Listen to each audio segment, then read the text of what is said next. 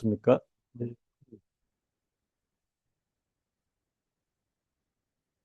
네, 기독교 교리학에 대해서 계속 살피는데요.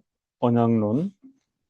오늘은 구약 성경에서의 옛 언약과 새 언약. 얼핏 구약 성경은 옛 언약에 관한 것이고 신약 성경은 새 언약에 관한 것이라 이렇게 이해하기 쉬운데 그렇지 않습니다. 언약에 관한 모든 내용은 구약 성경의 전 역사를 통하여서도 폭넓게 드러나고 있습니다. 아브라함의 옛 언약에 대해서 우리가 살폈는데 이 아브라함의 옛 언약을 확인한 또 옛 언약인 시내산 언약이 있습니다.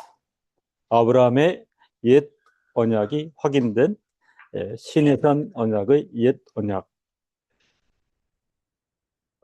구약 가운데 하나님께서 족장들과 맺으신 언약은 하나님의 계명들을 지키는 것이 우선 강조되어 있습니다. 언약의 옛 언약의 보편적인 특징은 하나님의 계명들을 지킬 것, 즉 율법의 성격을 가지고 있습니다. 그러나 또 한편 이 옛 언약도 하나님의 언약입니다. 하나님의 언약이기 때문에 동시에 은혜 언약의 특성을 지니고 있습니다. 구약과 신약 성경을 포괄하는 언약의 통일성을 우리가 이해하고 있습니다.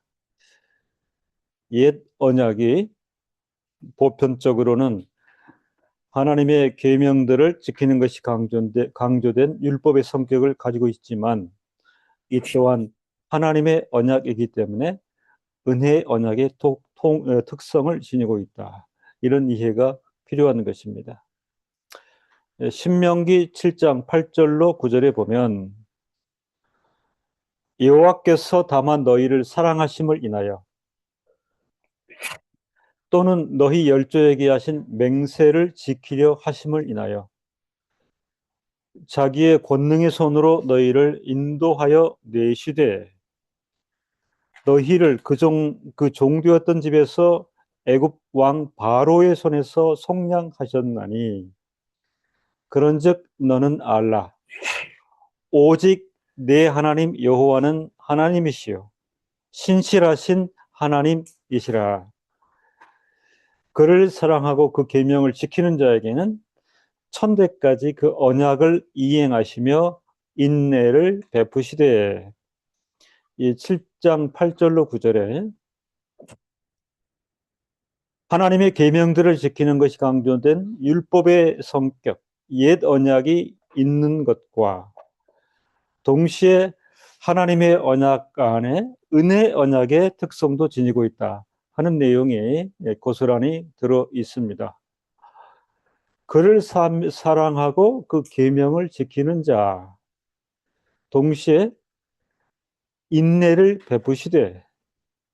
옛 언약, 율법 언약은 동시에 구속 언약, 은혜 언약의 성격을 지니고 있으므로 구약의 언약 내용이 언약의 통일성 하에 전개되고 있음을 알 수 있습니다. 일반적으로는 옛 언약의 가장 큰 특성은 무엇인가?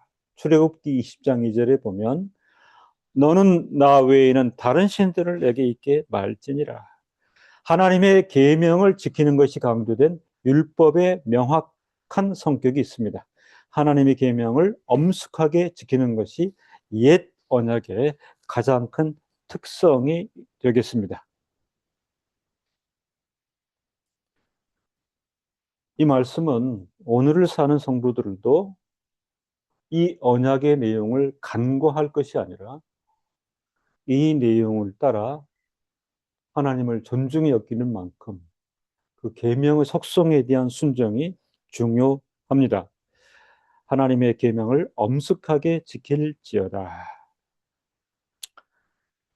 하나님께서 이스라엘 백성과 맺으시는 새 언약 또는 우리가 영원한 언약이라 표현하는 내용을 주목할 필요가 있습니다.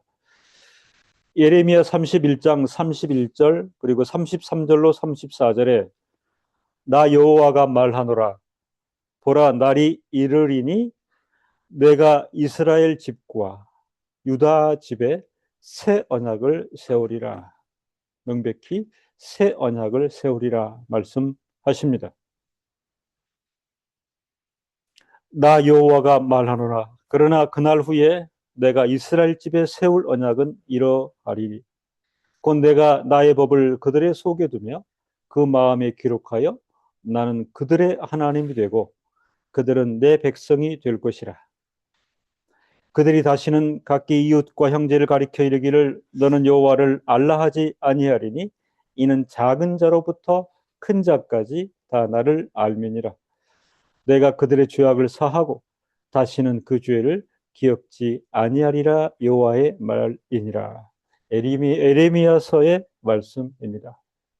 구약 에레미야서의 말씀을 통해서 하나님께서는 백성들과 사이에 새 언약을 세우신다 말씀하고 있습니다. 이미 그 언급 드린 것처럼 구약의 각종 언약들은 언약의 총체성이 망라되어 있습니다. 새 언약을 세우시겠다. 그리고 성문법적 두루마리 또는 돌판의 형식을 지닌 율법의 성격뿐만 아니라 구약의 언약을 통해서도 새 언약을 선포하시고 나의 법을 그들의 속에 두며 그 마음에 기록한다. 이 내용을 우리가 주목해 볼 필요가 있습니다. 예레미야서를 통해서 은혜 언약과 구원 언약이 명백하게 표명이 되어 있습니다. 내가 그들의 죄악을 사하고 다시는 그 죄를 기억지 아니하리라 여호와의 말이니라. 우리 개혁주의 신학에서는 옛 언약과 새 언약을 본질적으로 동일한 하나님의 은혜 언약으로 이해합니다. 옛 언약과 새 언약 둘은 구원의 길이라는 본질적 동일성을 가지면서도 차이는 뭐냐? 신학적으로 형식과 명확성 면에서 점진적인 차이를 갖는다. 이렇게 표명하고 있습니다. 옛 언약과 새 언약은 모두 예수 그리스도를 통한 믿음으로 구원을 얻는 도리에 대해서 언급하고 있습니다. 옛 언약과 새 언약은 이렇듯 차이점이 있으나 유사점과 특징들이 뚜렷하게 있습니다. 차이점도 말할 수 있다. 유사점도 말할 수 있다. 특징들도 말할 수 있다. 이런 정리입니다. 두 언약은 옛 언약, 새 언약 두 언약은 본질적으로 하나님께서 그분의 백성과 맺으신 하나님의 언약입니다. 대상이 똑같습니다. 받는 대상이 동일하다. 하나님께서는 처음에 아브라함과 언약을 맺으셨습니다. 나중에 그 언약은 시내산에서 하나님이 이스라엘과 맺으신 언약에 의해서 확인되고 구체화되었습니다. 그 언약은 동시에 은혜 언약의 특성을 지니고 있습니다.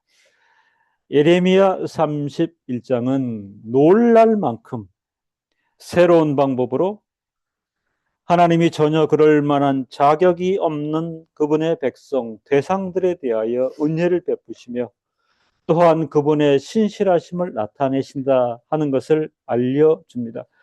내가 그들의 죄악을 사하고 다시는 그들의 죄를 기억지 아니하리라. 구약 말씀에 옛 언약이 보편적인 구약의 정황에서 놀랄 만큼 어쩌면 새로운 표명의 방식으로 전혀 그럴 만한 자격을 갖추고 있지 않은 이스라엘 백성들에 대하여 은혜를 베푸시는데 구속의 은혜를 베푸시겠다 하는 신실하심을 나타내고 있습니다. 이 새 언약의 내용이 구약에서 확인되고 있는 것입니다.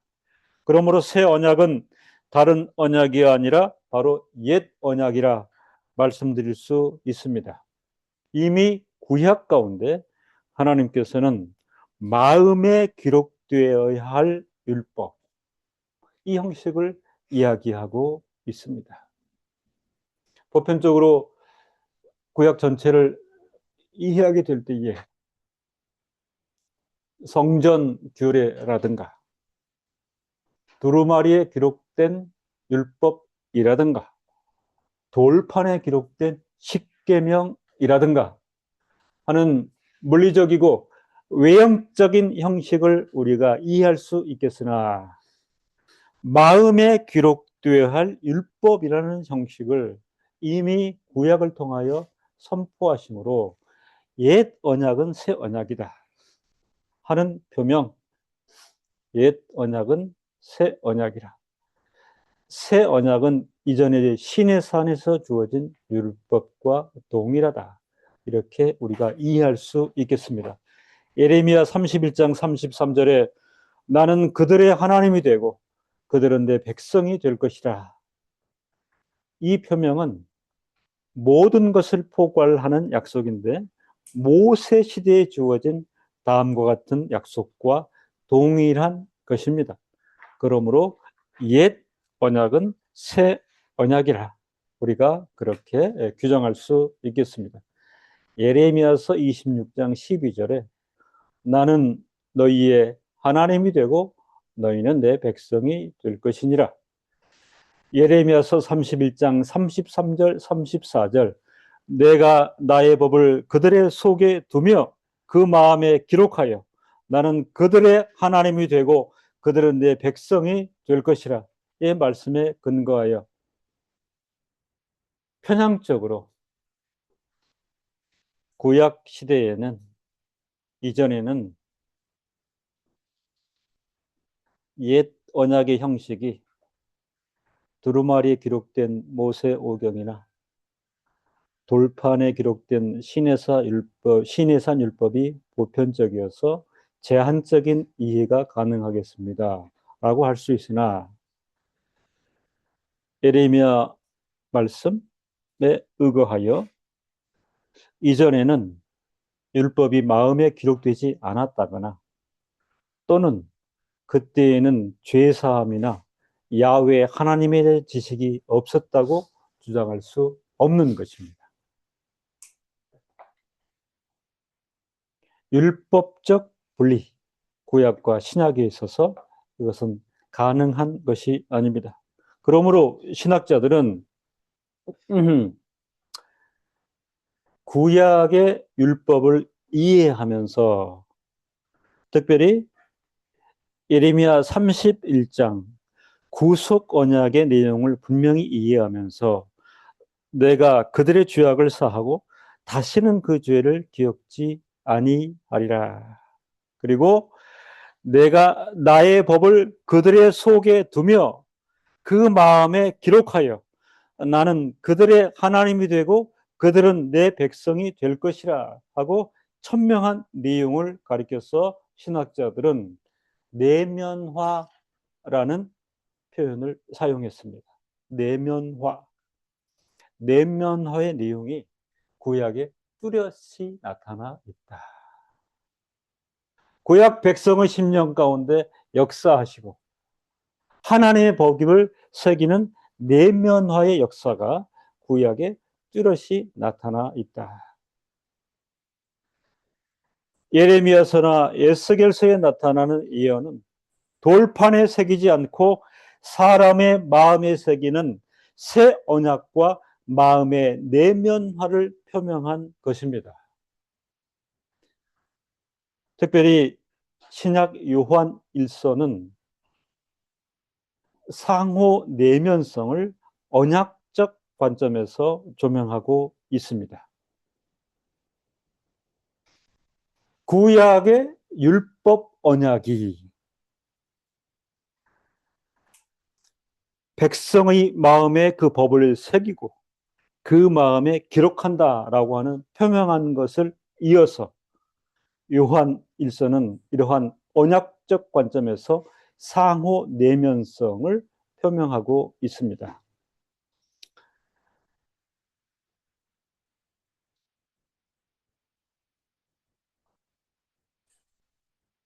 내가 너희에게 이른다. 요한 사도는 내가 너희에게 이른다. 언약적 관점에서 말씀을 너희에게 준다. 그리고 아주 구체적으로 대상을 표명하고 있는데 요한 사도는 자녀들아, 아비들아, 청년들아, 내가 너희에게 이른다.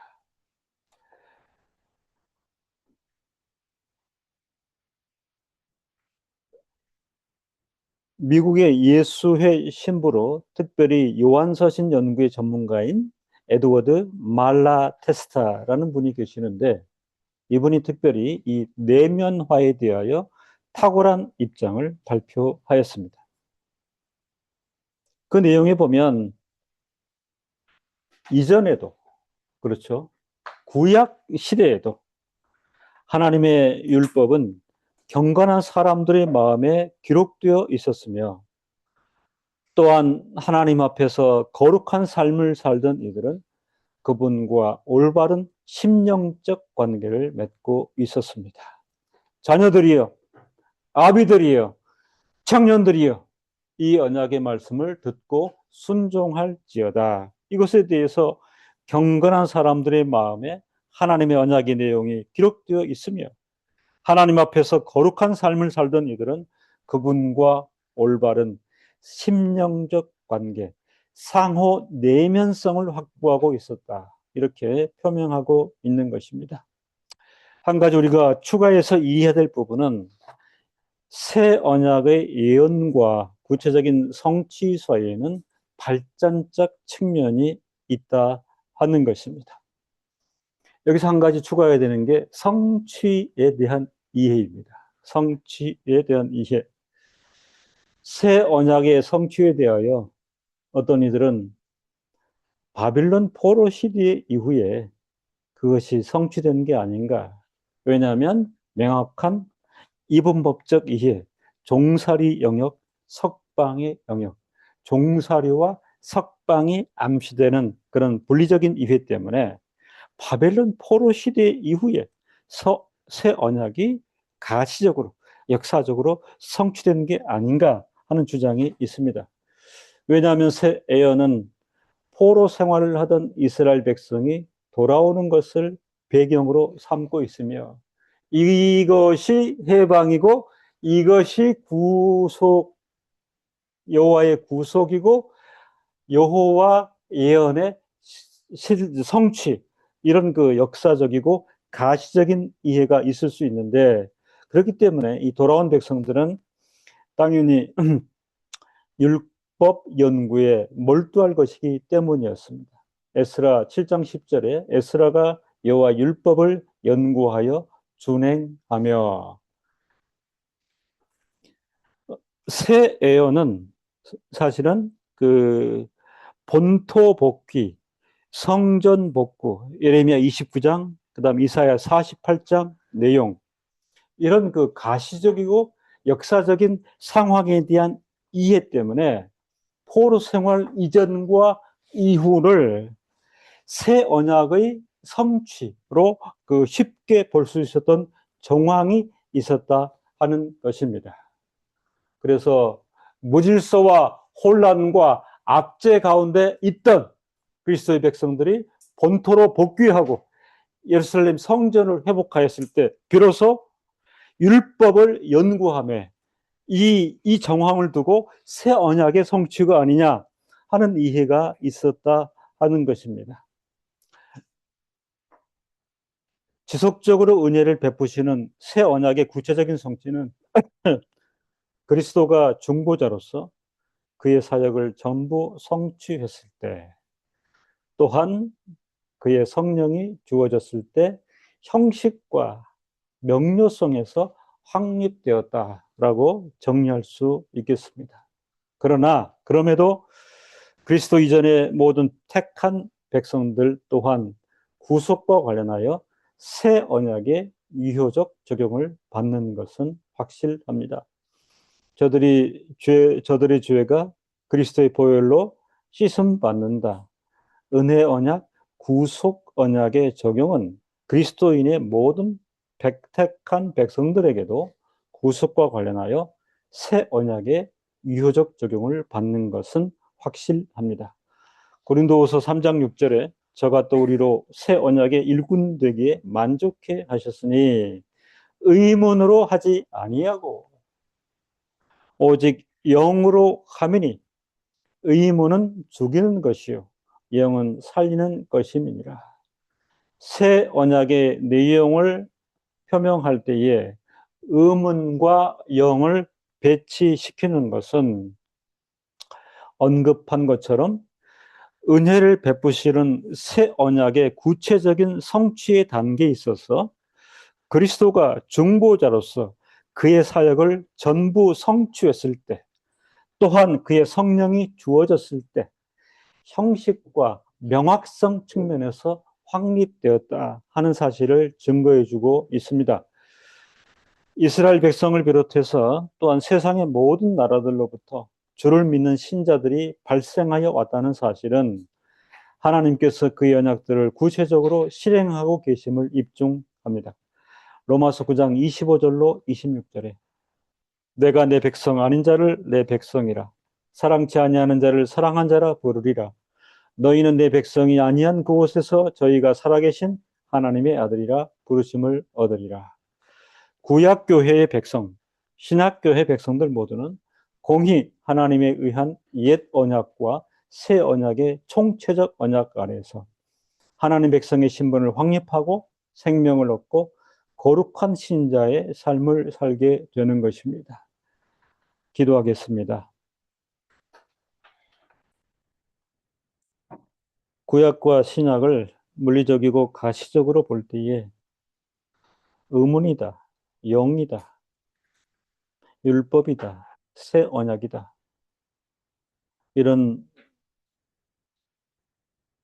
차별이 있을 수 있으나 신구약의 통일성, 언약의 통일성의 차원에서는 옛 언약도 새 언약이며 새 언약도 옛 언약으로 지향한 바는 결국 죄와 허물 가운데 있는 자기 백성을 부르시고 저들로 하나님의 백성 삼으시고 죄 사하시고 영원한 생명과 영광을 부여하시는 총체적인 언약의 성취의 대상이 되게 하시는 것, 이 시간도 깨닫습니다. 구약의 말씀을 읽으면서도 은혜 언약과 그새 구속 언약의 내용을 속속들이 깨닫고 신약 성경을 통해서는 형식과 명확성 면에서 확신을 얻는 성도의 삶이 계속되게 하시며 옛 언약의 내용을 새 언약의 가치로 받는 바, 어떤 형식으로든 우상 숭배를 멀리하고 안식일을 구별하여 거룩히 지키며 하나님 말씀을 끝까지 청종하고 순종하는 주의 백성으로서의 귀한 성장이 있도록 우리 심령 가운데 역사하여 주옵소서. 예수 그리스도 이름으로 기도합니다. 아멘.